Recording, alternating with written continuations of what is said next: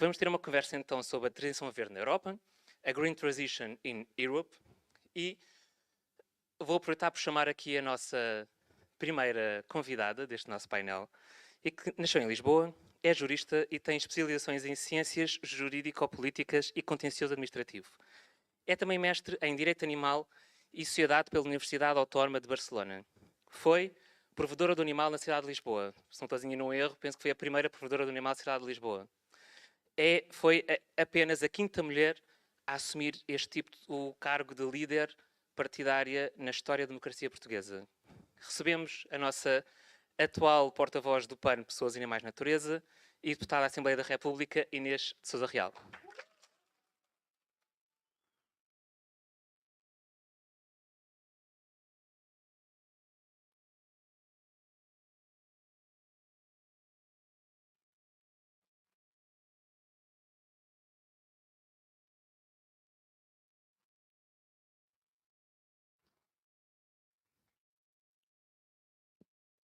E agora vou passar um bocadinho para o inglês. O evento será todo em inglês, esta conversa, para recebermos bem a nossa convidada. Depois da nossa introdução, vamos passar para o inglês. Se alguém tiver dúvidas, sente-se ao lado de alguém que perceba e faça assim tradutor automático. Não estou a brincar.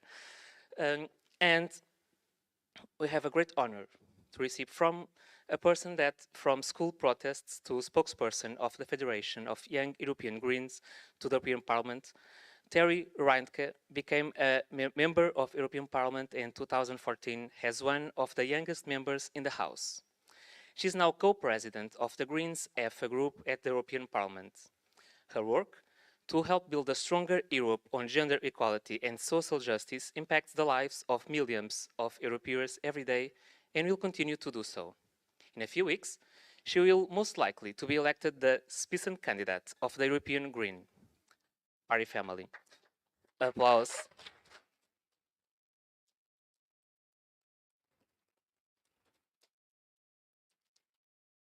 Standing as the face of our movement for the next European elections. Please help me. Welcoming the politicians that give voice to our youth, empowers women across the country, and is fighting for a better Europe and planet for all, Terry Reintke. A great applause, grande aplauso. It's an honor to receive you here, Terry. Can go up here. I go back.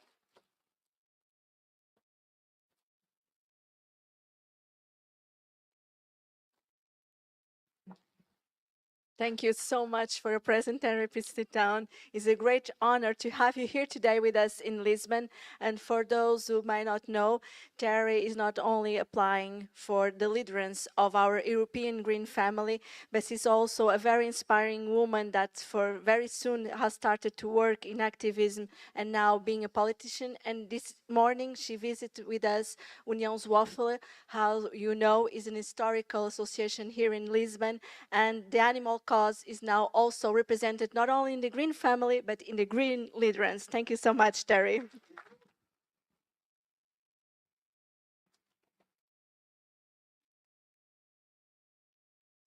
So Terry, with your experience and in this morning, now we are going to talk a little bit about this project, and we want to hear in your first voice. We have some questions, and then we are going to open to the public.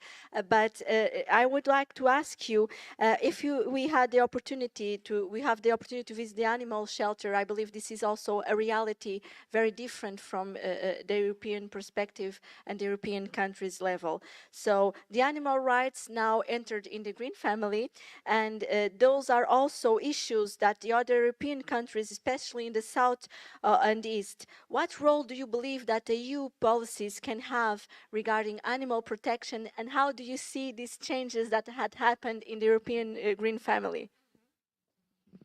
Thanks a lot. And before I answer the question, let me just tell you that it is such a pleasure to be here. And you will probably expect that I say this everywhere, but I don't. Lisbon is really one of my favorite capitals in Europe. So I really love being here.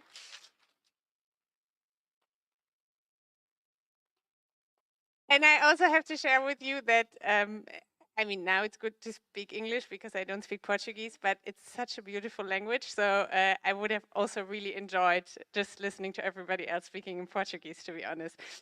No, it's great to be here. And as you said, we already had a very interesting, very nice, but I think to a certain extent also very awakening morning, because we see the situation in animal shelters. We still see the situation for a lot of animals. And I mean, we talk about pets, but also especially farm animals, that is very dire. And we spoke this morning that maybe especially in the south of Europe, but also in the east of Europe, the struggle for animal welfare has maybe not been as prominent as it could have been. But I wouldn't say that there is this very strong dualism necessarily, because I think also in countries like Germany, in Northern European countries, there is still a lot to do to improve the situation. And I think there are very concrete measures that we can take from the European level to, well, not legislate on every tiny thing, because obviously the European Union is probably not the level where you can tell municipalities exactly how to fund animal shelters, but to set a frame that will improve the situation of animals. And I don't want to be too long, but maybe just to name you some of the points where we have really fought for in the last years, because you are absolutely right. Animals and, you know, the protection of animals has become over the last years a much more important issue, not only here in Portugal, but we really see that across Europe. You can look at polls, what people in the European Union value high in terms of their political decision making. And of course, there is cost of living, there is energy transition, all the green issues, but there is also very often animal welfare ranking very high, because people see that the system that we have today, it is not only bad for animals, it is also bad for the environment, and in the end of the day, it's also bad for humans. And this is why I think there is a lot of need that we change. One of the very concrete initiatives that we have taken in this legislature is to have a special committee on the questions of animal transport, because this is something where we can legislate on the European level and where we have to make sure that the horrible transport conditions that a lot of animals are facing are changing. But we also want to do more, and there the European Union actually has a very big leverage in the agricultural policies that we are doing. We still have an absolutely unacceptable conditions for a lot of farm animals in the European Union. We want to change that, and there the European level is really the place to make the difference. And this is, and I'm already going to say it, I'm obviously here because Lisbon is fantastic and because you are fantastic, but also because we really need to have MEPs from Portugal in the next European Parliament again, in the Green Group, because we have seen that also with the enthusiasm and the spirit that you bring into this debate, we can make the difference. And as you said before, you know what you're already doing with one MP here. We are now the strongest Green Group that we have ever been in the European Parliament, but we are still, yes, I think that's a reason to applaud.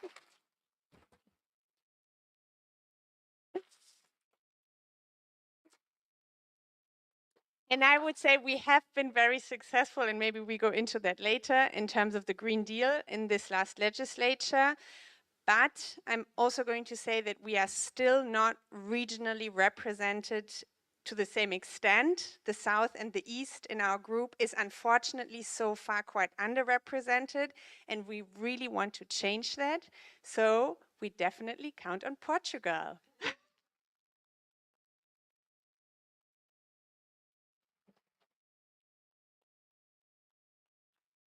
Thank you so much, Terry, and I'm sure that with your leaderance in the Green family, we are going to be stronger and elect much more. Thank you. The next question is precisely about the New Deal, because going into one of our main topics, I remember that Ursula von der Leyen stated that without Greta Thunberg, that is, without Fridays for Future, or in the millions of Europeans that took to the streets, there would be no Green Deal. Almost 5 years later, do you believe that the expectation of those 5 million Europeans are being respected? Do you believe that is the Green New Deal delivering, or that we still have like greenwashing in the European policy? And also, what do you believe that would be the biggest steps to forward taken into the climate transition over the past mandate, and the biggest mission opportunity that we can apply? Okay, so I could say a lot about this. I'll try to keep it to the main points. I think that we can say very confidently that what we have managed to do in the last 4.5 years is really historic. It is not as ambitious as the people on the streets and also the Green parties in Europe would have liked, but the shift that I have seen from the last legislature, because I was already elected in 2014 to 2019, so bringing climate issues, bringing green issues in the streets was very immense. What was possible in the last 4.5 years would have never been possible the 5 years before. And I think that this is something that we also have to be proud of, because we made that happen. I mean, not we as the Greens, but people who were pushing for climate and green issues to be in the center of the political debate. However, and this is a little bit the caveat in all of this, the Green Deal is not something that you can make happen in 5 years. And everybody in this room knows this. So basically, we have set the right scenery. We have made the targets not as high as we would have liked, but we have pushed a lot in the right direction. But now we need to make these things actually implementable. And I can tell you one thing, if you speak to citizens, if you speak to companies, if you speak to anybody who actually does the green transition, this is not going to be possible unless we massively invest also with public money into making it possible. And I don't know how much this is a debate in Portugal, but in Germany right now, the whole question of how are we going to heat our houses, when we want to have zero emissions, we do. But most people in Germany still have fossil fuels to heat their houses. How are we going to do that? We cannot just leave the citizens alone with this need of investment that we will have to take in order to renovate our houses. We all know that in the long run, it's going to make your energy cost go down if your house is better insulated. But in the first instance, you need to have the money to make it happen. But also when you talk to companies, to decarbonize, it costs money, it needs investment. And this is why we need a massive investment program also on the European level to make the Green Deal an actual reality and not just something that exists on papers. And a second point that I would like to make, in the beginning of the legislature, we mostly spoke about energy issues. We spoke about changing the economy, transforming the economy. And then the second part was more to be discussed about environmental and nature-related Green Deal files. Because, and I don't have to remind anybody here, but we are not only facing a climate crisis, we are facing a massive biodiversity crisis. And the impact that this is going to have, a lot of people are not as aware of as with the climate crisis.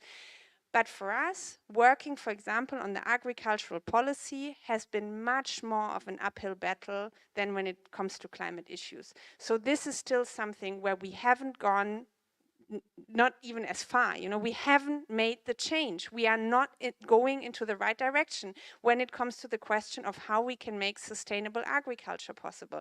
So this will be the big challenge for us in this election, but also for the then coming 5 years, to make it possible to also make the shift in terms of biodiversity crisis, in terms of nature-related question, and especially in terms of agricultural policy, because you know that 1/3 of the budget of the European Union goes into agricultural subsidies. So actually we have an incentive, we can set incentives for farmers to actually change the way that they're doing agriculture. And I'm going to expose myself. I come from a farmer's family myself, and I can tell you that I know a lot of farmers that would like to do agriculture in a different way, but they cannot because the pressure that they feel in terms of pricing is too high. So the European Union has to play a role in making a difference there, because otherwise we are going to face much more intense impact when we really see the actual effects of the biodiversity and climate crisis really hit us.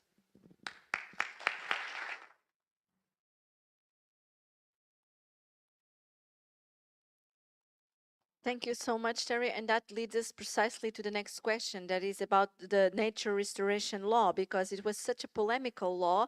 And what was the main difficulty that you followed? Because I believe that is precisely because of agriculture and also because of the financial of a better policy. And it's kind of like we started from a point where people talk about the elephant in the room. Now we have the cow in the room that no one wants to talk about. And we talk about a lot of the energetical transition and the decarbonization of economy, but we don't talk about agriculture like we should be. And regarding nature restoration law, in Portugal, PAN was able to pass the climate bill and was able to pass also in this last budget a policy to finance the restoration of nature in Portugal and the ecosystem service. But in the European level, this was a very polemical one. What do you believe? Why was it so controversial as it was in the final version of the proposal? I think a lot of the struggle that we are facing right now is coming from a shift in the debate that is not only about how do we finance the energy transition, how do we finance the green transition as a whole, but that is also coming from the fact, I don't know how it is in Portugal, I always have the feeling that the Portuguese political debate is still a little bit saner than in the rest of Europe. I don't know if I'm right about this, but when we were discussing about the nature restoration law, the biggest group in the European Parliament, the EPP, had decided to go full frontal against it, and not on the basis of actual arguments that were grounded in science or that were grounded in facts, but basically on a populist myth base. And you can imagine that is very hard to argue again. Of course, we were trying to debunk the wrong information that they were passing around. Like one of the things that they said to farmers, like the European Union is going to try to take your land. They were really scaring people, all the bad things that we were going to do. None of this was actually in the law, but then we were only debunking and we couldn't really make the case for the law anymore. So this was a very difficult sort of discourse situation that we were in. Plus, and I think that this is something that I know in Portugal for a long time wasn't a topic, but it is becoming a topic, unfortunately, here as well, and all over Europe it is a topic. The EPP was starting to work together with the far right in the European Parliament. And this had been something that traditionally in the European Parliament, of course, you know, we are different parties, but we are only working together with a democratic party. So we have what we call a cordon sanitaire. So we work with all the parties to try to find a compromise, but the far right is out. And for the nature restoration law, EPP consciously decided to try to work together with the far right to build a majority against the nature restoration law. So you can imagine that we were not only shocked on the basis of what was in the law and how important it was, but also on the fact that they changed their strategy, how they want to position themselves. And I think in terms of the Green Deal, but also in terms of how we are going to face a threat for our democracy in the European elections, it is very, very important to say again and again, if we want to live in viable democracies, we cannot let the far right get into power on any level, but especially on the European level.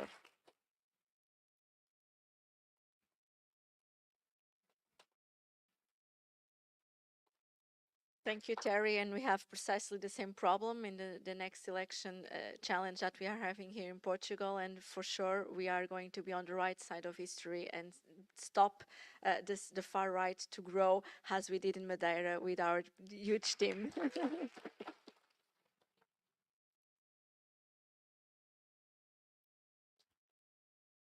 I know there's a topic that it's very close to you, that is the transition, the just transition, and also the social transition that we need to do. You already talk about the houses warming, and the energy poverty for us is a very important issue also. And I would like to ask you, we know that is a very cause very near, and in Portugal, PAN was able to approve a carbon tax for the aviation and cruises that is now financing the public transport passes. So we show people that we can do this transition in a social and environmental justice way. But we need to go further. And every year in the state budget, we fight to have more funds to be able to finance and fight energy poverty. And we are able to imply lower taxes, for example, for more sustainable food products and like vegetarian products. And also there's still a lot to do in the national, but there's also a lot to do in the national and the European level. In your view, how can we ensure that climate measures are accepted by the European people and also by the European companies are in different sectors, and also to ensure economy stability during the transition, to be able to promote the green economy, because that's the real economy and the economy of the future? Thanks a lot. And before I say something about that, can I just say that the best 2 weeks of my life, probably, I spent in Madeira. What a fucking beautiful place. Oh my God. Oh my God. I mean, I know that all of Portugal is beautiful and I love Lisbon, I really do. But we were there for 2 weeks with Mel and it was, I love hiking. This place, it's magical. Like, you know, sometimes I dream about the things that I saw still today, and it was some years ago, you know, oh my God. So next time I come, I'm going to give you a call and visit you. No, you're absolutely right. And I also want to say something about my own background. I come from one of the poorest areas in Germany, in the west of Germany. It's true that in the east there are some places, but the city that I was born in is the poorest city in Western Germany. So in terms of poverty rate, in terms of long-term unemployment, we have massive problems. And it is sometimes also a myth that you would say that, you know, Southern Europe is struggling more and Northern Europe people are fine, you know, people are not fine. There are a lot of people that are struggling and that are facing exactly these challenges. And we have to make sure, of course, and I'm always saying this because for me this is important. I joined the Greens, of course, because of green issues and the energy transition, but also because for me, a core green value is social justice, period. We fight for socially just societies in and of themselves. So for me now, we have carbon taxation, so we have carbon pricing. How can we make sure that this money, I mean, of course it will be used to also finance the transformation and to do strategic investment, but how can we make sure that it also goes back into the pockets of the people? And you know that, for example, in Austria, where the Green Sign government, they introduced this, they call it the climate bonus. So it's like a one-off payment that you get per year that everybody gets just to have a support in their household costs. We want to do something similar in Germany. I think these are very concrete measures where people really see the difference, because if they get 300 euros, they know that they can spend this money on, you know, ways that actually helps them to make ends meet at the end of the month. But, and I want to mention this here very explicitly, we are also going to need public money. And I mean, there are two points or two ways that you can get that. Either you have, and I get it that, you know, raising taxes is always a difficult issue, and not only in Portugal, but also in Germany and everywhere else. But to have smarter taxation, to have more just taxation, and obviously there the question of wealth taxation is going to come on the table. Now you're going to tell me, yeah, but the European Union doesn't have competence in that. That's true, we don't have direct competence, but we can work together and set a framework. Because a lot of European countries are arguing that if they're introducing wealth tax, then the rich people are just going to move their money to the next European country because we have free flow of capital. So if we don't do something together from the European level, it's going to be very tough for independent countries to do it by themselves, as now, for example, the Spanish government is actually proposing. And the second thing that I wanted to say, and I know that in Portugal it's probably already a bigger topic, but in Germany it's happening completely under the radar. The Stability and Growth Pact of the European Union is being reformed right now. And the compromise that has been found by the Social Democrats, the Liberals and the Conservatives is by far not up to the task, because we see that the challenges that we are facing in terms of green transition cannot be carried by one generation only. So we will need not excessive, not, you know, without any kind of control, but we will need to have the possibility for countries and for the European Union to make a certain amount of debt. This will be needed, because otherwise we just right now, in the reality that we live in, will not be able to finance this transition.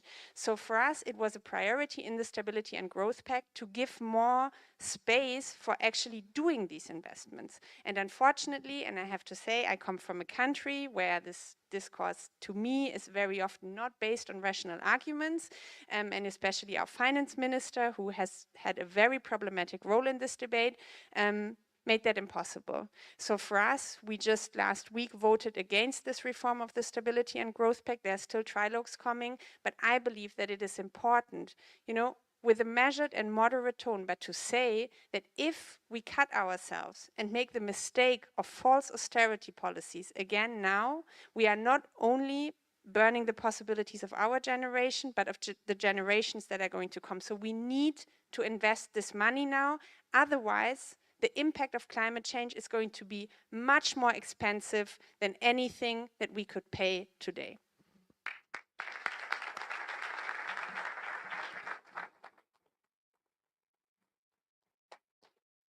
Thank you so much once again, Steri. And in the next question, we are going to talk about houses, but allow me first to tell you that precisely because it's the youngest that have more difficulty, as we were talking when we were coming here to the meeting, they are more difficult to leave their parents' house, to have autonomy. Allow me to tell you that today we have here with us several young members of the PAN youth, because we are formalized.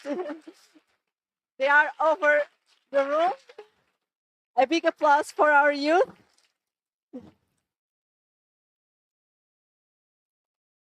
In our past Congress, we formed for the first time the Youth of PAN, and I believe that not only we are legislating and promoting policy for the youngest, but also we are giving voice to them and assure that our parties, our green parties, have a future where they have a word to say. So it's a great honor to have them here. And an essential aspect of the green transition is decent and affordable housing. So this is one of the biggest crises in Portugal at the moment. We have prices that go to 400 euros a room when we have the minimum wage of 120 euros. So, and by some estimates, Lisbon is the world capital with the highest rent increases. And the situation is similar, as we know, in other cities of Europe, leaving the population in serious economical difficulties, and increasing also homeless people in the streets, even homeless people that work, which is a huge problem from our cities, and making also emancipation extremely hard for our youth. This is also a problem in several European cities. So Terry, how do you think that the EU can contribute to solving the housing crisis, especially when we know that the social pillar of the European project is being more developed now because it started to be an economical project, but now we need to do also this transition and also to strengthen Europe from this social perspective. Maybe just to give you one good example, because the problems that you are describing, they're everywhere in Europe, and especially in bigger cities. Like I studied in Berlin, and when I moved there, the housing, the flats were probably on average 10 times cheaper than they are today. And in some areas of the city, you cannot even get any kind of housing anymore. So it is not only a question of price, but very often it is also a question of supply. There is just not enough housing so that people can live. And the type of housing, we were also speaking about it, that it's still very often focused at a certain group of people rather than actually moving also with the changes that we see in the society. Now, a good place to go in Europe when you want to see how housing policies should be, from my point of view, is Vienna. I don't know who of you has been in Vienna, but they still really hold a lot of the housing in the public hand, and they have a very strong rent control, and it's really, compared to all other European capitals, I think it's one of the best cities that you can learn from how you should actually organize a housing market.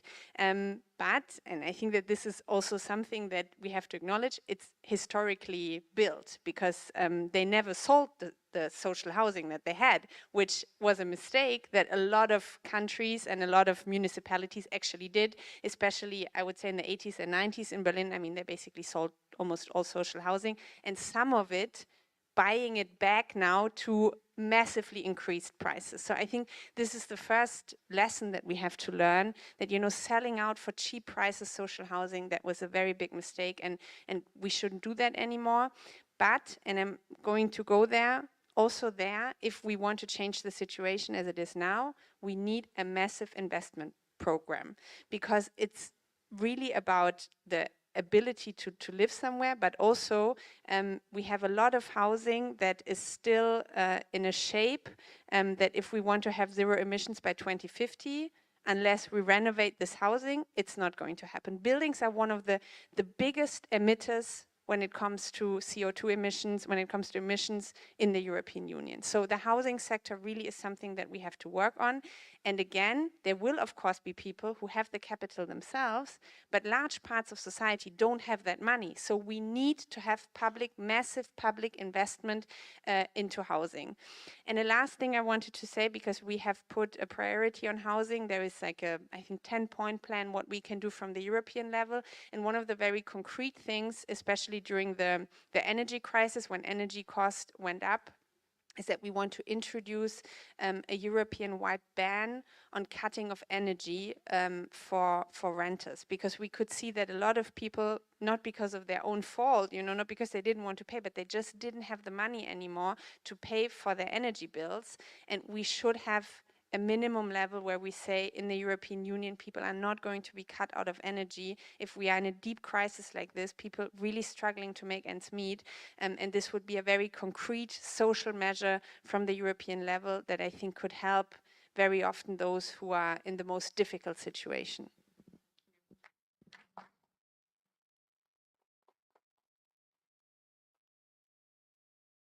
Thank you so much, Terry. And before I give the floor to the public, because I believe that you have a lot of questions that you want to put to Terry, so please don't be shy and start preparing your questions. I would like to talk to you about one of the most concerning developments in the EU policies is the rise of the extreme right. You already talked about it a little bit, but with the populist, homophobic, xenophobic, and racist, and anti-democratic, and anti-EU rhetoric, it seems to be going back in time. Portugal is not an exception, unfortunately, and this is not an easy question to deal. So, but how can we combat the extreme and far right, especially among the youngest generations that doesn't have an historical memory of the times that we have stop in democracy and have dictatorial governments? And which would you say that is the best tool and messages that we have to pass to fight these phenomena? And as especially being a woman, and we also have this experience here in Portugal and in the Parliament, we see the menace that they can do to our rights, abortion rights, gender equality, LGBT rights. So it is very difficult. Social rights, when they say no, people they are lazy, they don't work. How can we fight this kind of speech, and what kind of measures can we put in implementation to stop the far right race? I always say that I think there are three main blocks that we have to do in order to react to this surge of the far right. I would say now it's almost everywhere in Europe. I think you are kind of like you were the last island of the happy people who didn't have a far right, but yes, unfortunately now this has changed. And I always say there are three blocks. The first one, and I say this as a very convinced anti-fascist, and especially as a German, we have to resist to these people. And I really mean, I don't know if you have seen the images from the last days in Germany. There are hundreds of thousands of people that are going to the streets. And these kind of images, even though you can say, okay, then there was a demonstration, who cares? It does something. It does something to people, because the far right constantly says that they are representing a silent majority of the society, that these higher up people in Brussels and Berlin and Düsseldorf, you know, they don't understand.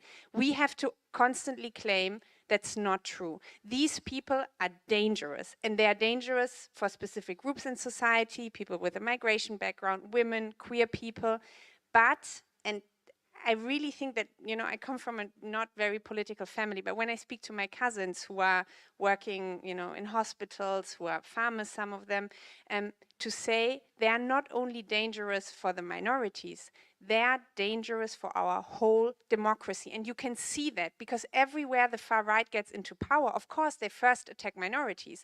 But when they have stabilized and consolidated their power, they go for the independence of the judiciary. They go for press freedom. They go for the basis of democratic societies. So this is not about, you know, me as a queer woman. This is about you as wanting to live in a democracy. Plus, and it's very important to say that, Inês, so I'm happy you mentioned it, the far right is not a social movement. They are not in favor of having a strong public sector. They are not in favor of having a functioning healthcare sector. In Germany, you know what, they are now in solidarity with the farmers' movements. You know what the far right in Germany wants to do? They want to cut all agricultural subsidies that would leave the farmers without having a basis for what they are doing. They want to privatize the unemployment insurance in Germany, which would mean that, you know, rich people pay into it, and when they become unemployed, they get a lot of money, but poor people will not be able to do that. So they are not social parties, period. The far right also wants to attack social justice. And I think that this is important, especially for some parts of society who think that they are representing their interests. Secondly, and I think this is also going to be a debate in Portugal, to constantly remind liberal and conservatives and sometimes also social democratic political forces, you do not collaborate with the far right, nowhere. And I think that this is something that is breaking apart because they are going into more and more governments. In Italy, it's a conservative party that is sitting with the far right in the government. In Sweden, in Finland, you told me here in Portugal there is a danger of this. The far right nowhere in Europe has over 50%. So they always need to have partners in order to get into power. So keep reminding these people that it is their democratic duty not to pass the power to the far right. And I can tell you,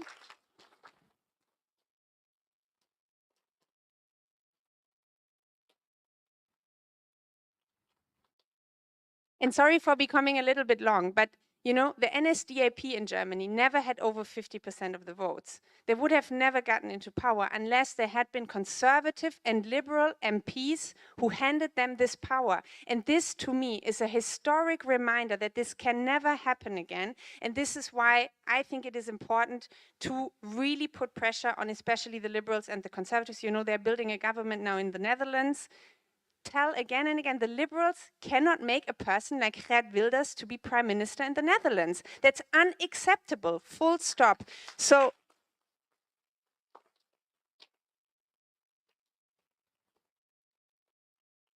having this all Democrats standing up against the far right together. And the third thing, sorry for being long, I'm very emotional about this topic, as you can tell.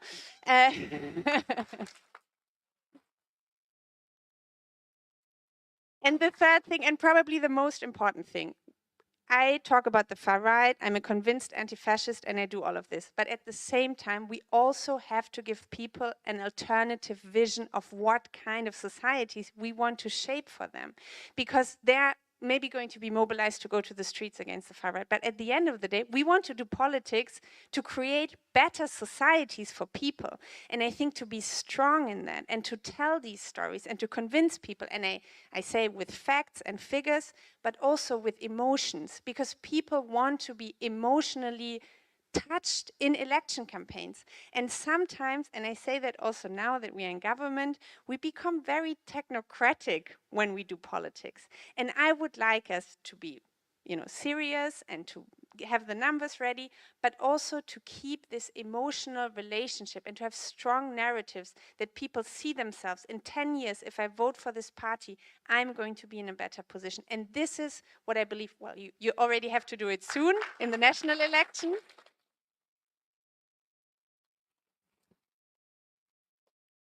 But, and I'm going to say it, I think we also have to do it together in the European elections, because I really, really, truly believe that together as Europeans, we are much stronger. So we have to fight for a strong Europe.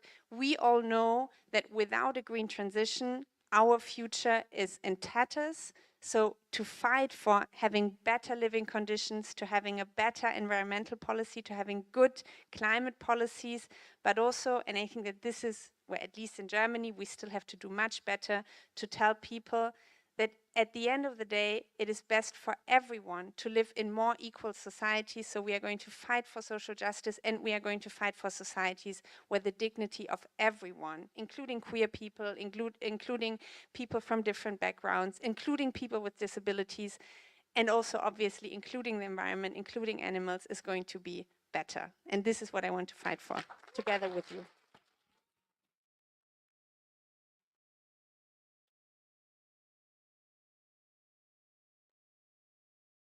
Gary, thank you so much for your inspiring words, and please count with PAN to fight side by side with you and with your leaders. So thank you so much.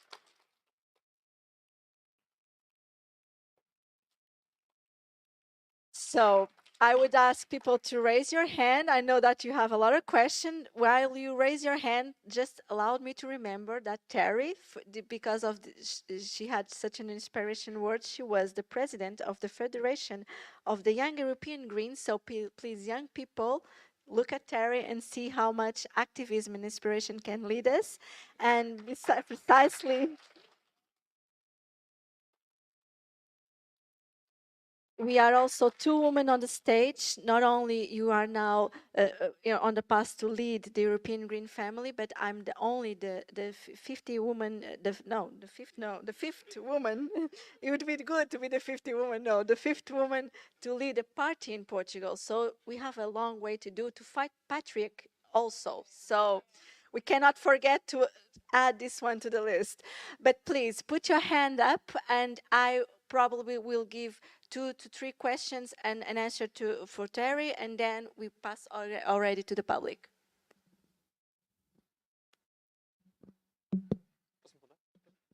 Hello, Terry. Wow, absolutely riveting. Oh, I'm Philip, sorry. Really good to have you here. Thank you for coming. My question, because I come from an activism background, and I'd like to know exactly how the Green Group has been interacting with groups like Extinction Rebellion, Just Stop Oil, Tire Extinguishers, because we've seen a lot of backlash against these groups, and I have some contact still, and I'd like to know, how do we bring these people into the political sphere? Because I think that they could bring so much more to help us, because we obviously need help in all the fights that you mentioned. Thank you so much. Hi. So, as you mentioned, the German Greens are in government, and it's something that we only. I'm Rafael. Hi. You know.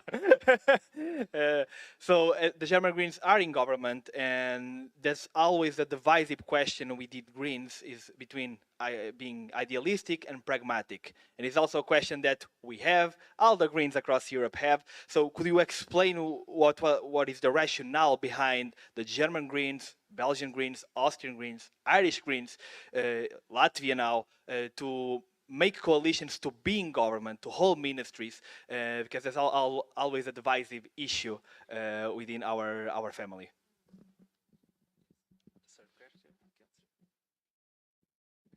Ich könnte besser auf Deutsch, aber ich versuche auf Englisch, okay? Ich versuche auf Englisch Folgendes. Ja. Obrigado, Frau, obrigado. Weil Sie, because you said about respect for animals more and more, yeah?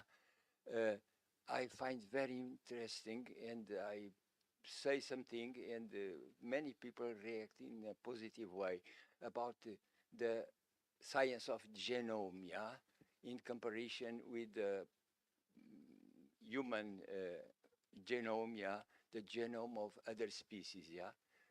They are so, in percentage, so full, so near, yeah, that we, the scientists say we came from the same being, yeah, primitive being, and we are all family. We have similar necessities because of that, and we have similar sensibility and suffering and pleasure, yeah? So we are family, so we should respect all the other members of the family. What do you think about that? Maybe this could enthusiasm more people, make them more awake and more respectful, I think, yeah? I tried to put it in my Facebook, and it is a very nice response, yeah? Okay, thank you.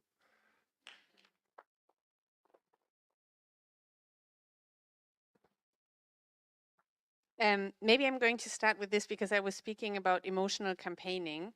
And I think that, I mean, we went to the shelter this morning, and you know what? When you see a dog suffer, there is not only that you feel that, you know, animal cruelty is something bad, there is a very strong emotional reaction that people have. And I don't think it's only like, you know, the green-minded people. I think it's also something that people feel who might, in, you know, other issues not be as green, or who, you know, don't see climate change as one of the most important political issues. So I think that digging into that and using that is a very strong way to get people and to make them understand. And I want to give one very concrete example, because there is now, and I'm not super sure about how the state of play is, but I think there is a European Citizens Initiative for a fur-free Europe. And I think in this very concrete point, you can convince a lot of people that the way that animals in these fur farms are being treated is despicable for something that people just want to wear them as clothing. So I think that this is one of the things where we can really say the European Union could, well, quite easily, but you know, with a ban could really make it make the living conditions much better. So I think there are these very concrete things that we can do in order to implement in our policies exactly the kind of compassion and the kind of connection that we have with animals already today. So I absolutely think that we should also make this, and I mean, I don't know if it's already out in the open, but in the priority list of the European Green Party for the elections in this year, animal and, you know, the question of how we can do more from the European level for animals is going to be one of the priority points. So I think it already shows that this really is an issue that we also want to campaign on. Then in terms of how do we interact with movements and civil society, this has always been a big priority, not only in terms of the topics that movements pick up, but also in the way how we can make politics more accessible. So I would say that in the group, we are already, compared to the other political groups in the European Parliament, the one that is seen by a lot of movements and civil society, the most accessible one. So we have campaigns running where we have people who are constantly in touch with the different movements, with the associations. But you're right, I think we had a very strong peak in 2019 where we had a lot of people in the streets, and then during the Corona pandemic, because of the restrictions, I mean, this wasn't only difficult for political parties to campaign, but for a lot of movements, you know, that really built all that they are doing on being together, doing actions, doing demonstrations.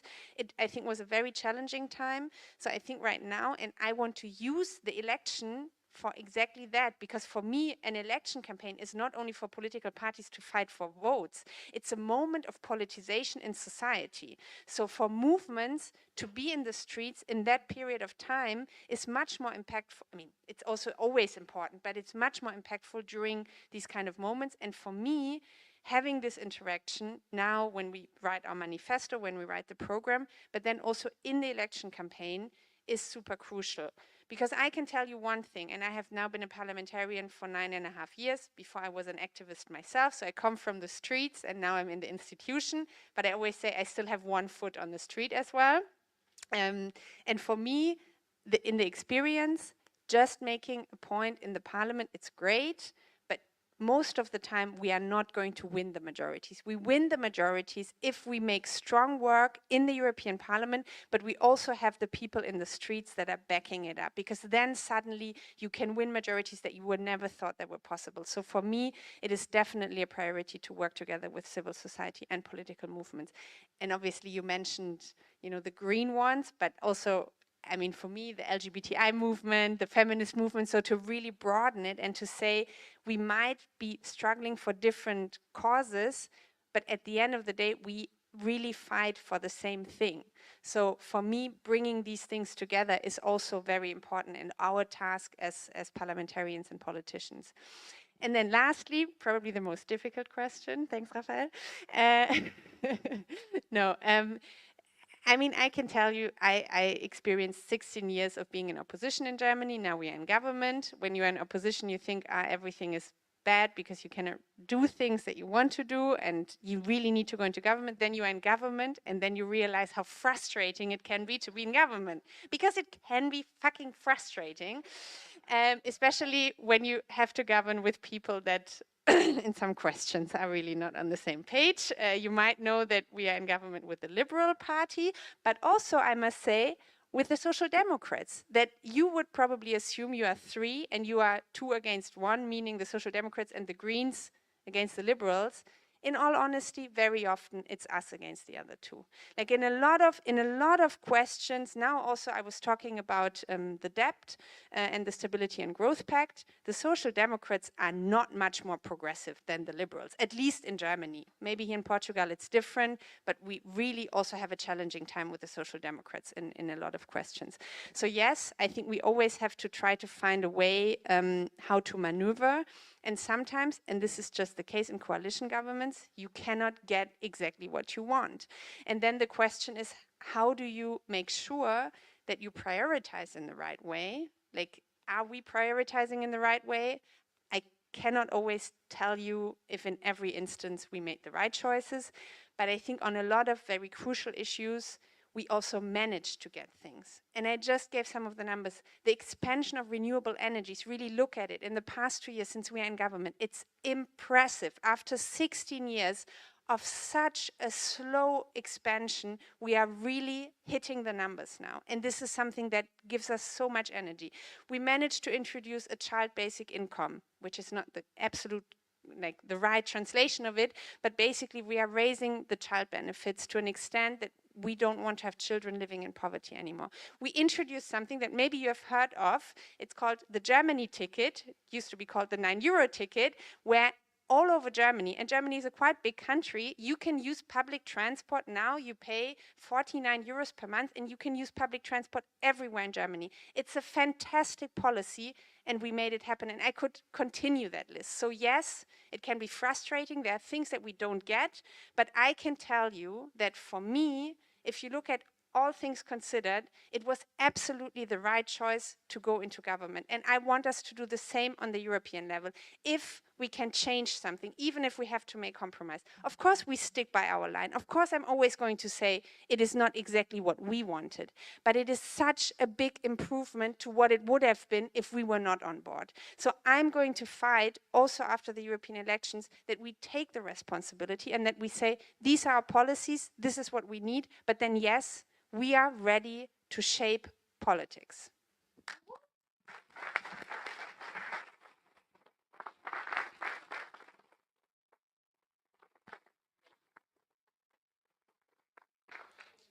Guten Tag, Harry. Ich heiße Pedro. No, I'm just joking. My English will be much better than my German. First of all, saying it's such an honor to be here in the right side of history, but definitely as far right from far right as we all can be. My question, and coming from Madeira naturally, island ecosystems are very different from the mainland continental Europe, and we've been having some discussions and some work on environmental preservation and restoration of habitats. And of course, Madeira has no herbivores, native herbivores, but we do have feral rabbits, we have feral cats, of course, which do create a very big impact in nature. And coming from an island with almost 30% of our water comes from occult precipitation, which is fog that condensates on the forest. Preserving those forests is mandatory and absolutely important. So there's been a lot of campaigns on taking those wild animals and of course some of the cattle. It's very complicated explaining the audience on how important that is, because some of our public is very oriented towards the animal cause, of course, and meeting in a very healthy way these 2 points is very complicated and difficult. So my question will be politically, and of course, if the European has some sort of word on that, how do we meet these two targets in a healthy way? Because we do want to take the feral cats from our forest, of course. We do want to block the cattle and expand the forest, which is mandatory for the survival of people in Madeira. And of course, just I want to praise our own bit here. Monica was actually very responsible for blocking a chain of, let's say, very right-oriented people, and of course putting the step with pen in the right side of history. So it's such an honor for me to be here, and thank you very much.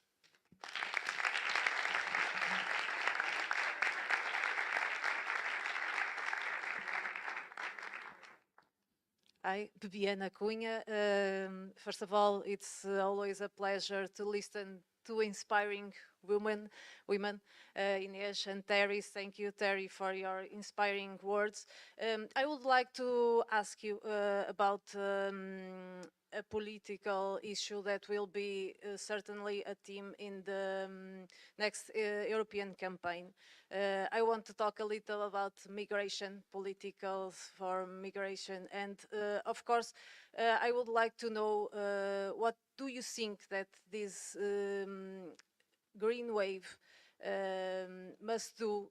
What is the narrative that must be built so that we can build a narrative of balance between human rights, between inclusion, between worker conditions, between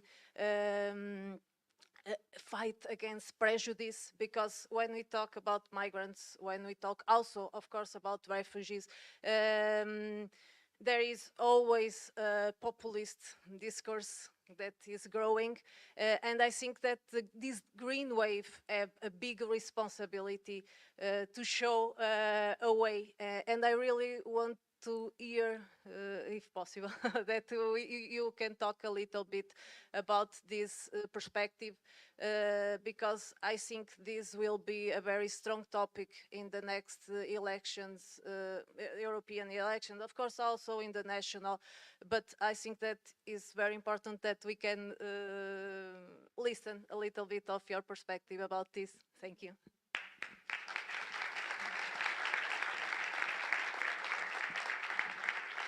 Hi, Terry. My name is Natasha. Thank you so much for your words. They were really inspiring. It's nice to actually hear a positive speech, because we're hearing so much negative about the environment, about the climate, about animal welfare. So I think it's nice to hear like a positive perspective on all of that, and an inspiring one. So thank you for that. My question is, from your experience, because I think this is a scenario in Europe and obviously in Portugal.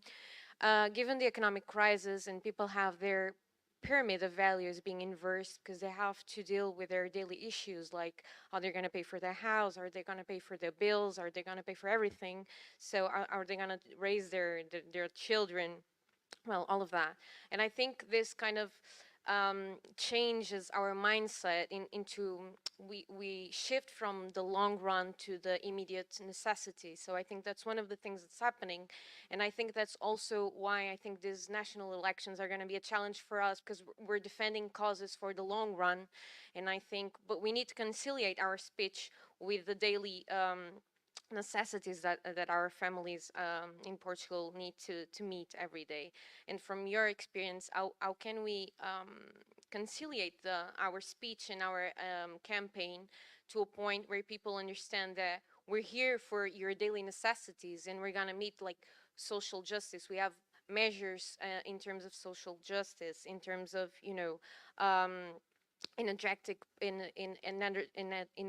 poverty and all of that, but also keeping them in mind that we need to still focus on environment. We still need to focus on all of these measures that we need to take, because our future is, well, our time is running out. I know we cannot say that because that's a very negative message, but our time is running out, and the biodiversity is running out, and we're running out of planets to live on. But how can we do this in terms of campaign, from your experience? How can we put that on the streets and give a positive message and an inclusive message that all that we're here to do will meet the daily needs and also the long run, that we still need to keep both in mind? Thank you. And now in a 5 minutes answer for all these questions. Okay, I will try to not speak that much. Sometimes I get into it too much. Maybe I start with your last point. I think it is a challenge, but I also think that we have, and I'm not going to dismiss the situation that there are measures that have a negative social impact. Like CO2 pricing, we know it raises consumers' costs. So for me, every time we do something like this, we have to think about how can we make sure that people who are already struggling are not being overwhelmed by this. For me, that's this climate money that we always need to implement at the same time. And with the CO2 pricing, we didn't do that because, and this is a challenge that we have, a lot of the regulatory measures that we are implementing, we are doing on a European level, whereas a lot of the social measures that we could use to counterbalance that are still on the national level. So for me, it's also the question on how we can put the different levels more in sync with each other. I'm not saying Brussels should, impose on the member states exactly what they are supposed to do. But for me, for example, having a minimum income directive, that in every single EU member state, you have a minimum income that is the minimum of what people get, even if they're unemployed. I think that this would be a very important social measure from the European level to make the livelihoods of all European citizens better. And then I also want to mention that, yes, in some issues it is, as you outlined, in some issues, I think we can also very clearly make the argument that the ecological measure is making the lives, especially of poorer people, of people who are living in socially deprived areas, better. One example is public transport. I mean, this ticket that I was speaking about, you can imagine, I mean, rich people, most of them have cars. Like, they're happy that sometimes they can take the bus, but it doesn't affect them. It affects mostly people who do not have the means to have a car and to drive around with public transport. And in 1 month, we sold 11 million subscriptions. I mean, imagine in 1 month, 1 million of these people, don't quote me on these numbers, I'd have to check, but I think it was like a massive amount, hundreds of thousands, were people who had not used public transport before. So you can see that there are ecological measures, like, for example, the expansion of public transport, that make especially the lives of the poorer part of society much better, because now they have this one ticket, they can take any kind of public transport. We still have to expand the public transport, because that we haven't done yet. But I think we can make this point. Or a second argument that I want to give. If we look at pollution, I mean, we haven't spoken about pollution yet, but if we look at in which parts of the city the pollution is the highest, where people are suffering from it, you have all been there, where you have the big streets going out of the cities, where you have these high-rise buildings, it's horrible, you cannot breathe there. The socially just measure is the ecologically just measure. It is to balance pollution, to put down pollution levels. So I think we can also make these points where we see that there is a synergy between the ecological and the social measure. And for me, it will be important to also put that in the center, because pollution is something that mostly the poorest of society are suffering from. So we need to bring down the pollution levels. And the last point is, of course, and I'm going to say it again, it will be to provide from the public the investment that it will need to do this transformation. Because if we leave people alone, then I can understand why they get scared. And I come from a family where most people don't have the highest income.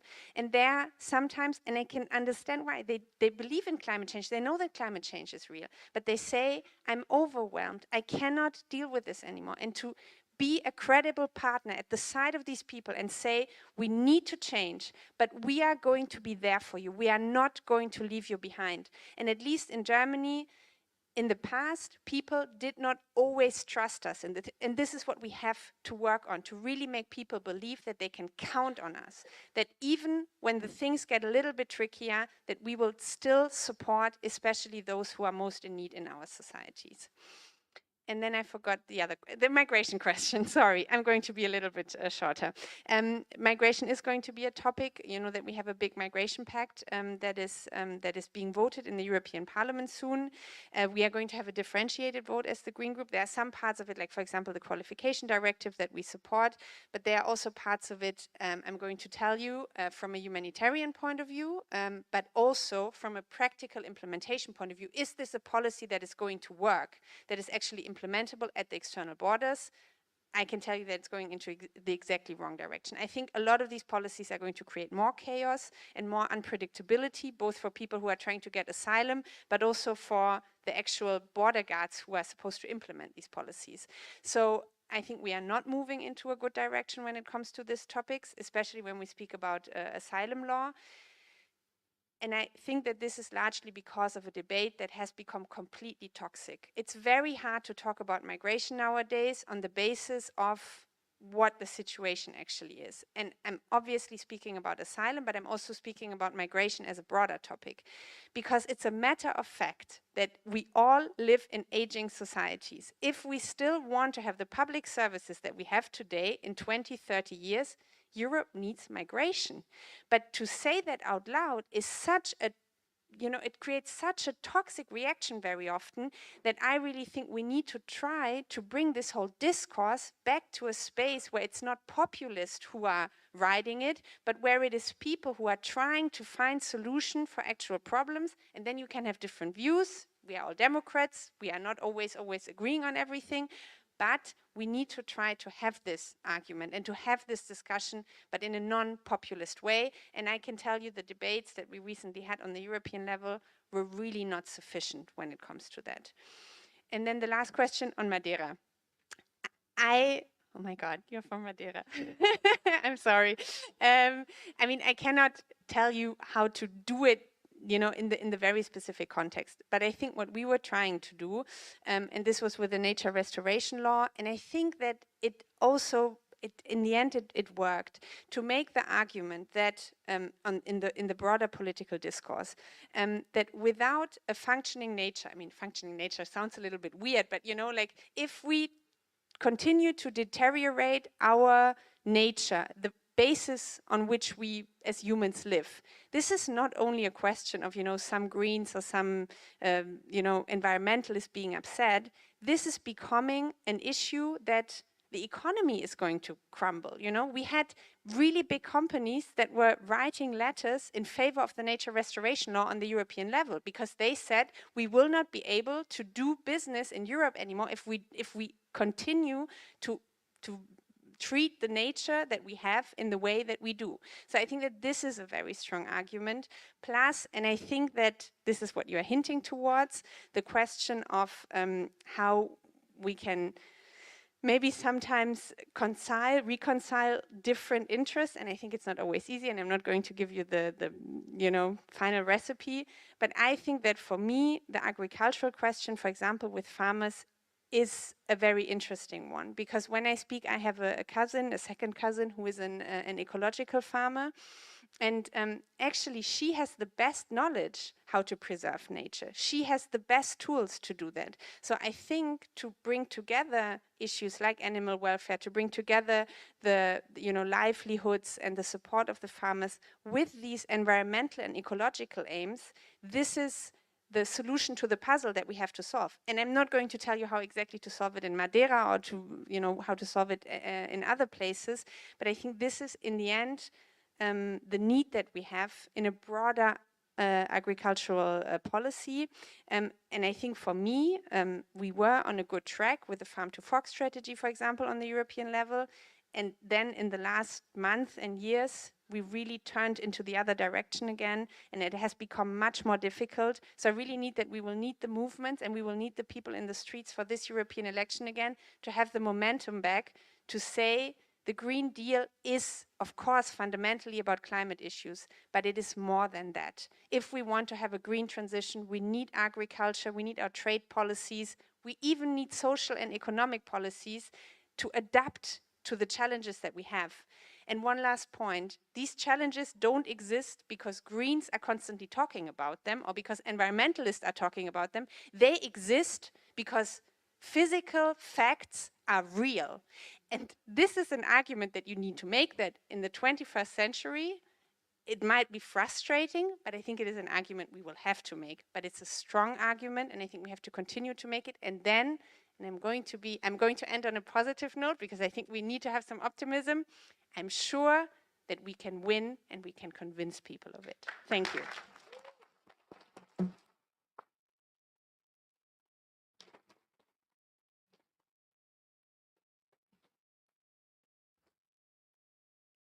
Thank you so much, Terry. I know that you have a very just agenda here in Lisbon. For sure, you're going to be with us much more times, but I would like to invite you to send some final words to the closure of this event.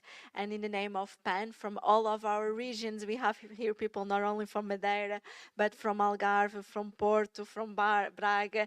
So everyone here, and I'm sorry if I forgot any other district, Aveiro. So we have all of the country represented here in this room, and also our youth, and we like to address some of also hope words for your work. You are such an inspiration, and although we are very recent in the family, in the Green family, in the end we all would like to take a picture with you and our Portuguese family.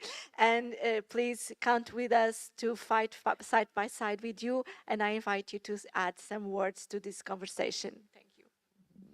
Thanks a lot, and I think you listened to me for long enough now, so I'm only going to make one point, and that is, of course, you know that we are now the biggest group that we have ever been in the European Parliament, and we want to keep it that way and even become a little bit bigger, or even a lot bigger. And I just want to tell you how absolutely fantastic it would be to obviously have MEPs from Portugal, from PAN, and I know that sometimes, and it is the case in Germany as well, and you are having a national elections happening in March, and I get it that you are, and you have to be strong, and we are going to support you to have a good election result in that.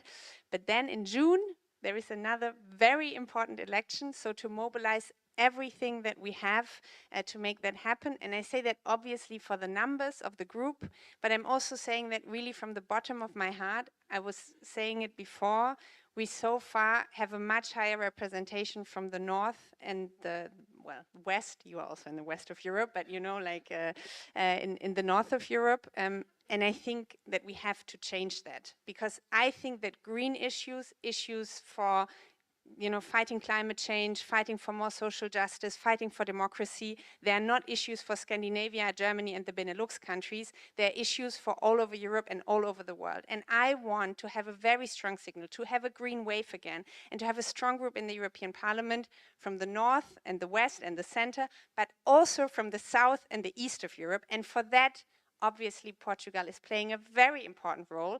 So I want to gather with you to put everything that we have in the streets, to campaign on social media, in every debate, and to show that we have the concepts, that we have the stamina, that we have the energy to put in practice what we all want to do to live in better societies. And for that, I also hope that before June, I can come back to Portugal and campaign with you. Thanks a lot.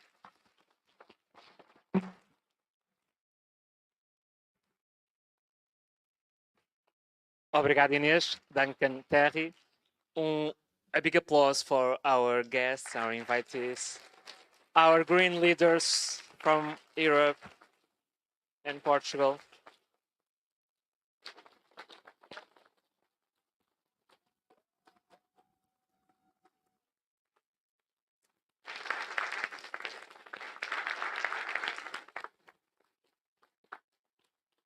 Quero agradecer a todos a presença que tiveram aqui.